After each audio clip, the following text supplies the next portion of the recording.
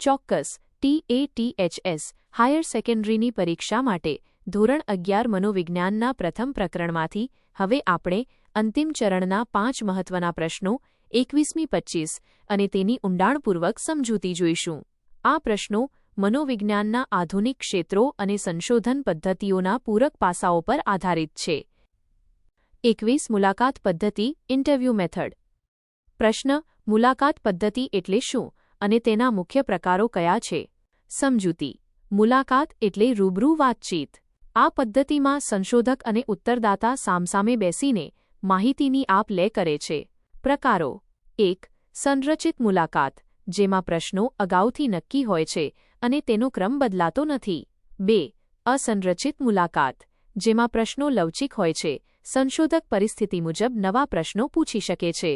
આ પદ્ધતિનો મુખ્ય ફાયદો એ છે કે તેમાં વ્યક્તિના હાવભાવ અને અવાજના લહેકા પરથી પણ માહિતી મળે છે. 22. પ્રશ્નાવલી પદ્ધતિ ક્વેશ્ચનેર મેથડ. પ્રશ્નાવલી પદ્ધતિના ફાયદા અને મર્યાદાઓ જણાવો. સમજૂતી.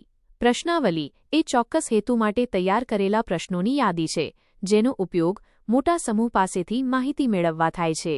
ફાયદા: ઓછા સમયમાં, ઓછા ખર્ચે અને વધારે લોકો પાસેથી માહિતી મેળવી શકાય છે. તે ટપાલ કે ઈમેલ દ્વારા પણ મોકલી શકાય છે. મર્યાદા: જો પ્રશ્નાવલીમાં પ્રશ્નો અસ્પષ્ટ હોય તો ખોટી માહિતી મળવાની શક્યતા રહે છે. નિરક્ષર લોકો માટે આ પદ્ધતિ નકામી છે. 23. મનોવૈજ્ઞાનિક કસોટીઓ સાયકોલોજીકલ ટેસ્ટ્સ. પ્રશ્ન: મનોવૈજ્ઞાનિક કસોટી કોને કહેવાય? તેના મુખ્ય લક્ષણો કયા છે? સમજૂતી. એનાસ્તાસીના મતે મનોવૈજ્ઞાનિક કસોટી એ વ્યક્તિના વર્તનના નમૂનાનું વસ્તુનિષ્ઠ અને પ્રમાણિત માપન છે. મુખ્ય લક્ષણો: 1. વિશ્વસનીયતા રિલાયબિલિટી.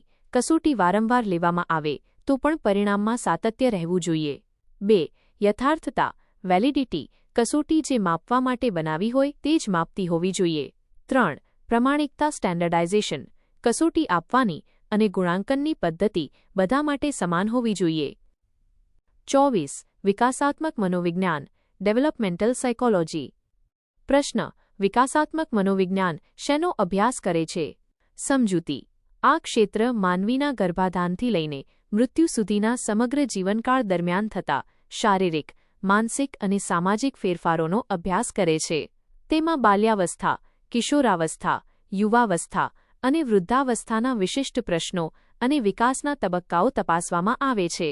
તે સમજાવે છે કે ઉંમરની સાથે માનવીના વર્તનમાં કેવા પરિવર્તનો આવે છે. 25. સમાજલક્ષી મનોવિજ્ઞાન સોશિયલ સાયકોલોજી. પ્રશ્ન: સમાજલક્ષી મનોવિજ્ઞાનનું મુખ્ય કેન્દ્રબિંદુ શું છે? સમજૂતી. સમાજલક્ષી મનોવિજ્ઞાન સામાજિક પરિસ્થિતિમાં માનવીના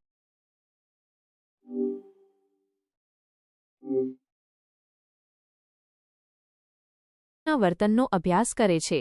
તે તપાસે છે કે અન્ય લોકોની હાજરી, સમૂહના દબાણ, નેતૃત્વ, પ્રચાર અને પૂર્વગ્રહોની વ્યક્તિના વિચારો અને વર્તન પર કેવી અસર થાય છે. વ્યક્તિ અને સમાજ વચ્ચેના આંતરસંબંધો સમજવા માટે આ શાખા અત્યંત મહત્વની છે.